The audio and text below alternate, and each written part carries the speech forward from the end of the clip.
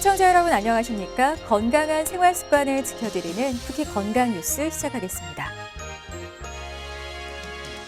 우울증이 있는 노인은 그렇지 않은 노인에 비해 골절 위험이 더 높은 것으로 조사됐습니다. 한림대 동탄 성심병원 가정의학과 연구팀이 우울증에 걸린 노인 1,900여 명과 우울증이 없는 노인 94,200여 명을 5년간 추적 조사했는데요. 그 결과 우울증 그룹의 골절 발생률은 23.2%였으며 우울증이 없는 그룹은 17.5%를 기록했습니다. 연구팀은 우울증이 신체 활동을 감소시키고 이로 인해 낙상을 경험할 가능성이 있다며 노인이 골절을 입으면 회복이 더뎌 신체적, 심리적 고통이 큰 만큼 골절을 적극 예방해야 한다고 전했습니다. 과음으로 발생하는 알코올성 지방간과 달리 비알코올성 지방간은 비만이나 당뇨, 고지혈증 등으로 인해 간세포 속에 지방이 축적돼 발생하는데요. 이런 비알코올성 지방간 환자가 최근 5년 새 2배 이상 증가한 것으로 나타났습니다. 국민건강보험공단이 2013년부터 2017년까지 비알코올성 지방간 환자를 분석한 결과 2017년 기준 환자 수는 5만 1,200여 명으로 5년간 2.1배 증가하며 연평균 증가율이 21%에 이르렀는데요. 성별로는 남성 환자가 3만 500여 명에 달해 여성보다 많았고 연령별로는 성인병에 취약한 50대의 비율이 24.1%로 가장 컸습니다. 건보공단 일산병원 측은 서구화된 식습관, 운동 부족, 비만 인구의 증가 등으로 국내 비알코올성 지방간 환자가 상승 추세라며 방치할 경우 간암 등 말기 간 질환으로 진행될 수 있다고 경고했습니다. 하루에 소주 5잔 이상을 마시던 사람이 술의 양을 1잔 정도로 줄이면 복부 비만, 고혈당, 고혈압 등이 한꺼번에 생기는 대사증후군의 발생 위험이 39% 줄어드는 것으로 나타났습니다. 서울대병원 가정의학과 연구팀은 평균 52세 남녀 4만 1,300여 명을 분석한 결과 알코올 섭취량 변화와 대사증후군 사이에서 이 같은 연관성이 관찰됐다고 밝혔습니다. 반면 하루 소주 1잔 정도를 마시다가 그 양을 5잔 이상으로 늘린 음주자의 경우 대사증후군 발생 위험도가 45% 높게 나타났습니다. 연구팀은 과도한 음주는 혈압과 중성지방 수치를 높이고 복부 비만을 가중시켜 대사증후군 위험을 키운다면서 알코올 섭취량을 조금만 줄여도 대사증후군 예방 효과를 기대할 수 있다고 설명했습니다.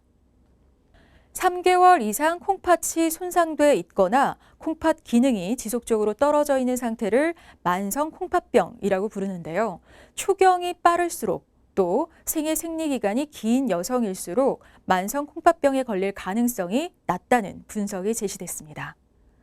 인제대 서울백병원 산부인과와 신장내과 연구팀이 폐경기 여성 8,500여 명에 대한 자료를 살펴봤는데요. 추경을 11세 이전에 시작한 여성의 만성 콩팥병 유병률이 4.7%로 가장 낮은 반면 16세 이후 추경을 시작한 여성의 유병률은 9.9%로 2배 이상 벌어졌습니다.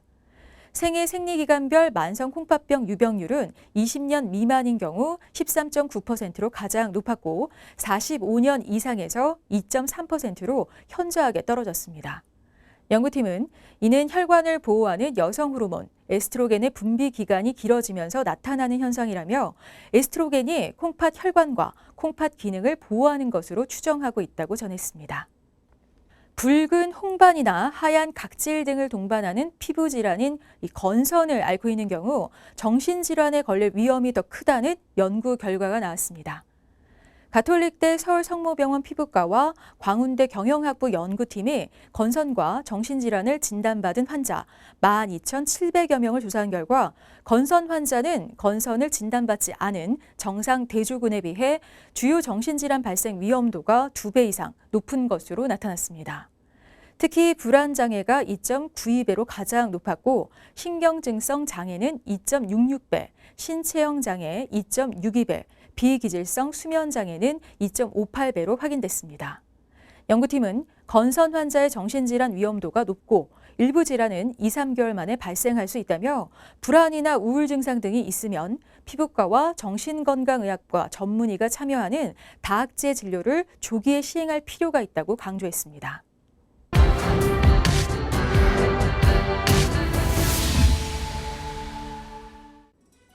비뇨기계 질환을 앓고 있는 경우 병원을 찾아 진료를 받는 것조차 꺼리는 사례가 적지 않습니다.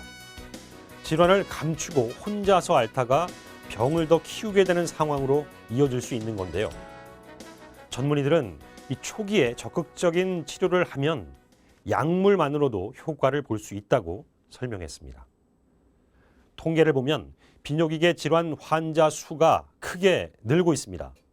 대표적으로 오늘 이 시간에 다룰 전립선 비대증이 그러한데요. 방치할 경우 정신적으로나 신체적으로 더 큰 손실을 감당해야 할 수 있습니다. 전립선 비대증은 남성에게 흔하게 발생하는 비뇨기계 질환 가운데 하나입니다. 환자는 증가세를 그리고 있는데요. 2008년 7만 5,200여 명이던 환자 수는 2017년 25만 200여 명으로 10년간 3배 이상 늘었습니다. 대개 50대부터 관련 증상을 호소하는 사례가 점차 많아집니다. 50대 남성의 50%, 60대 남성의 60%, 70대 남성의 70%가 이 전립선 비대증을 앓고 있다고 합니다. 전립선 비대증이 노화와 남성 호르몬에 가장 큰 영향을 받는다고 이제 말씀을 드렸는데요. 남성 호르몬은 나이가 들면 줄어들기 마련입니다. 그럼에도 불구하고 전립선 비대증에 영향을 주는 게 참 재미있고 되게 역설적이라고 보이는데요. 남성 호르몬이 이제 전립선에 작용할 때 이제 DHT라는 이제 강력한 이제 전환된 이제 남성 호르몬으로 작용을 하게 됩니다. 이런 활성도가 나이가 들면 젊었을 때보다 더 증가하게 돼서 적은 남성 호르몬의 양으로도 전립선에 훨씬 더 크게 작용을 할 수 있게 됩니다.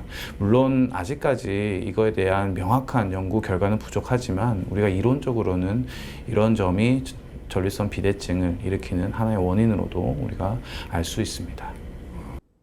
전립선은 남성에게 있는 생식기관으로 방광 아래쪽 소변이 나오는 요도를 감싸고 있습니다. 호두만한 크기의 전립선은 정자에 영양분을 제공하고 요도가 감염되는 것을 막는 역할을 합니다. 나이가 들수록 그 크기가 점점 커지는데 이로 인해 요도를 압박할 수 있습니다. 요도가 압박을 받으면 소변이 막힌 듯 잘 나오지 않는다거나 나오더라도 줄기가 가늘어지고 때론 갑자기 나오려는 소변을 참기 힘들 수 있습니다. 전립선 비대증은 이제 어떤 조직학적인 비대와 하부요로 증상 그리고 방광 출구 폐색인데요.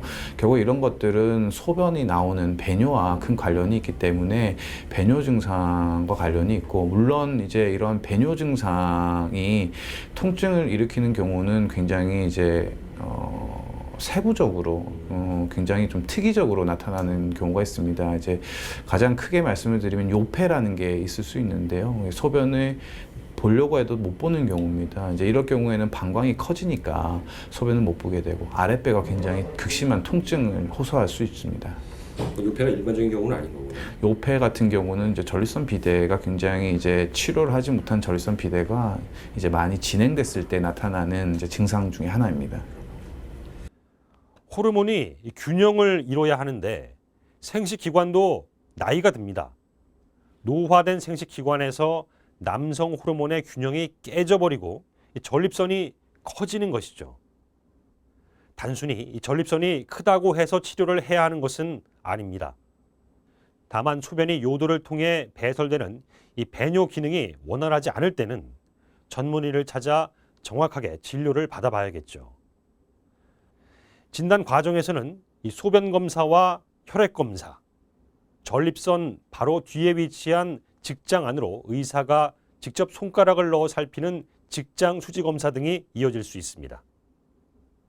직장 수지 검사에서 딱딱한 이 전립선 결절이 만져지면 그 크기를 측정하기 위해 전립선 초음파를 시행할 수 있습니다. 또 한 가지, 전립선 비대증의 증상은 점수표를 통해 객관화됩니다. 우리나라를 포함해 전 세계에서 통용되는 일종의 설문지로 국제 전립선 증상 점수표라는 게 있습니다. 배뇨와 관련된 하부 요로 증상, 즉 나오던 소변이 끊기거나 밤에 잠을 자다가 깨서 소변을 보는 일 등에 대한 각각의 점수를 매기고 그 총합을 구하는데요. 총합 점수에 따라 환자의 증상을 경도, 중등도, 고도로 구분하고 치료 계획을 세웁니다. 경도의 경우에는 우리가 굳이 약물 치료라든지 수술 치료를 시행하지는 않고 환자로 하여금 대기요법, 즉 생활습관 교정과 같은 비약물 치료를 시행을 하고요. 중등도 이상의 증상부터는 저희가 1차적으로 약물 치료를 권장하고 있습니다. 이때 사용하는 약물은 알파 차단제라는 약물이고요. 이 약물은 하루에 한 번 주무시기 전 혹은 저녁 식후에 이제 복용을 하게 됩니다. 그 약물 어떤 효과가 있는 거죠? 이 약물은 이제 방광 경부와 전립선의 평활근을 확장시킴으로 인해서 아까 말씀드린 전립선 비대로 인한 방광 출구 폐색이라든지 이런 증상을 경감시킵니다. 또한 약물 치료를 함에도 불구하고 방광 안에 방광 결석이 생긴다든지 전립선 비대로 인한 하나의 합병증인데요. 방광 결석, 요로 감염 또는 혈뇨 등이 약물 치료에도 불구하고 지속적으로 보인다면 수술적 치료를 권장을 하고 있습니다. 전립선 비대증을 치료하는 대표적이고 기본적인 수술 방법으로는 내시경을 이용해 전립선의 일부를 잘라내는 경요도적 전립선 절제술이 있습니다. 수술을 받은 환자의 80% 안팎은 10년 이상 배뇨 장애가 개선되는 효과를 볼 수 있다고 합니다. 하지만 수술을 받아도 나이가 들수록 남아있는 전립선 조직은 계속 자라기 때문에 정기적으로 배뇨 상태나 전립선 상태를 점검할 필요가 있습니다. 소변을 보고 나면 잔뇨가 많이 남게 되고 이로 인해서 소변이 농축된 소변이 이제 방광에 결석을 이제 일으키게 되는데 물론 이제 그 사이에 요로 감염이라든지 이런 것들이 반복적으로 발생하게 되어 방광 결석을 더욱더 만들게 됩니다. 또 나이가 들면 이제 면역학적으로도 이제 떨어지게 되잖아요. 그렇게 되면 요로 감염이 단순 요로 감염을 떠나서 전신적인 폐혈증까지 오게 될 수도 있습니다. 또한 전립선 비대증을 계속 방치할 경우에는 방광 근육의 기능까지 떨어뜨리게 되고 아까 말씀드린 요폐, 소변을 전혀 볼 수 없는 증상까지 나타나게 됩니다. 또한 이런 요폐가 계속해서 누적되고 쌓이게 된다면 우리 콩팥 기능까지 떨어뜨리게 되는데요. 결국 마지막 최후적으로는 콩팥 기능의 부전, 즉 신부전까지 일으킬 수 있는 병입니다. 대한비뇨기 과학재단이 밝힌 바에 따르면 전립선 비대증 증상이 악화돼서 응급실을 찾는 환자가 하루 평균 240명에 달한다고 합니다. 1시간에 10명꼴로 응급실을 찾는 셈인데요. 특히 일교차가 큰 날에 전립선 비대증 증상이 더 심해지는 것으로 파악됐습니다. 일교차가 14도를 넘어섰을 때 하루 평균 응급실을 방문한 환자의 비율이 일교차가 4도 이하인 날에 비해 약 37%포인트 증가했습니다.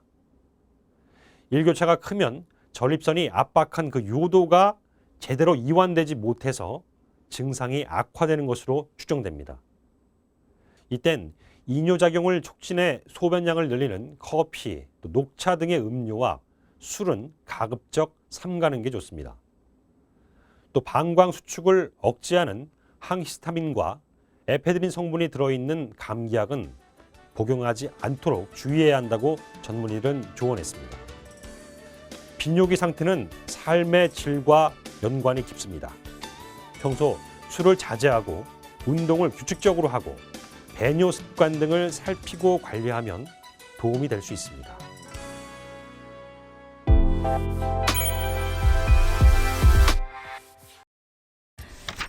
본격적인 더위로 장염이 유행하는 시기가 돌아온 만큼 어른보다 면역력이 약한 아이들은 더욱 각별한 주의가 필요합니다. 이 여름철 장염은 겨울이나 봄철에 유행하는 장염과 증상은 비슷하지만 주요 발병 원인에 차이가 있습니다.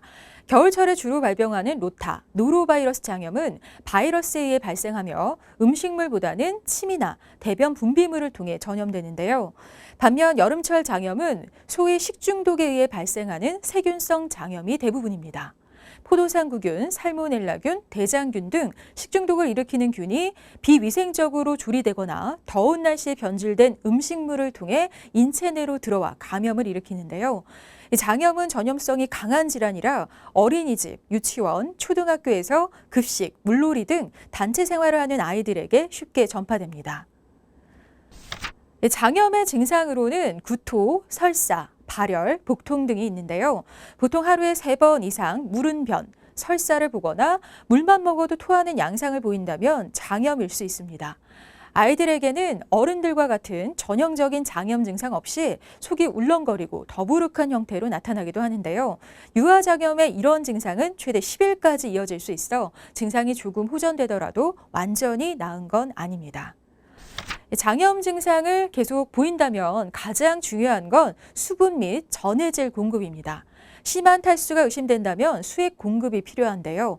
장과 속을 달래줄 수 있는 충분한 국물을 섭취하고 기름기가 너무 많거나 차가운 음식, 당분이 많은 주스, 생우유, 탄산음료, 생과일 등은 삼가는 게 좋습니다.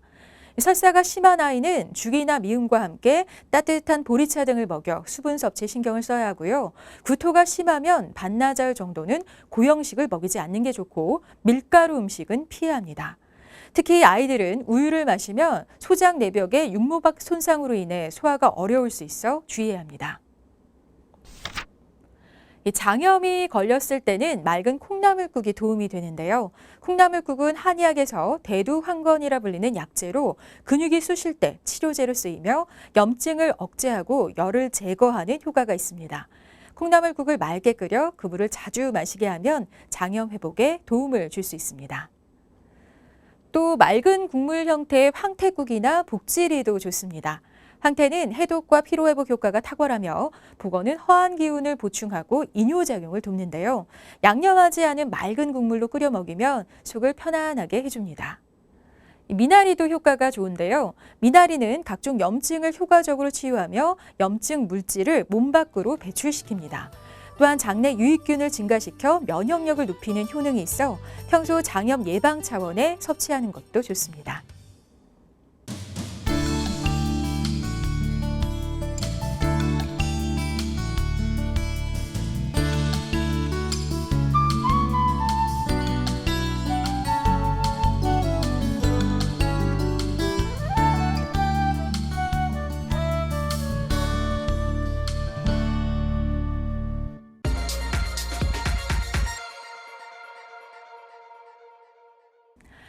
아삭하고 달달한 여름 과일, 참외 계절이 돌아왔습니다.